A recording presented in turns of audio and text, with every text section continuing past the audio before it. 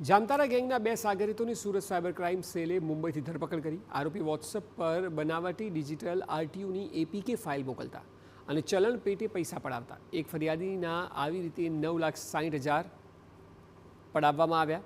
જોકે સાયબર ક્રાઇમે નિલેશ રત્નાકર, સંજય દાંડગની ધરપકડ કરી છે અને કૌભાંડનો પર્દાફાશ કર્યો છે.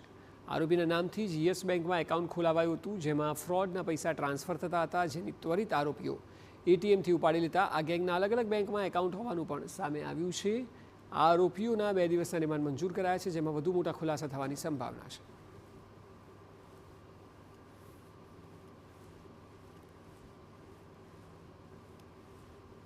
નિલેશ કલંબે છે, પોતે રિક્ષા ડ્રાઈવર છે, અને જે વૈષ્ણવ ડાંગર છે એ 18 વર્ષનો છોકરો છે, જે હાલ અભ્યાસ કરે છે અને નિલેશના છોકરાનું ભાઈબંધ છે.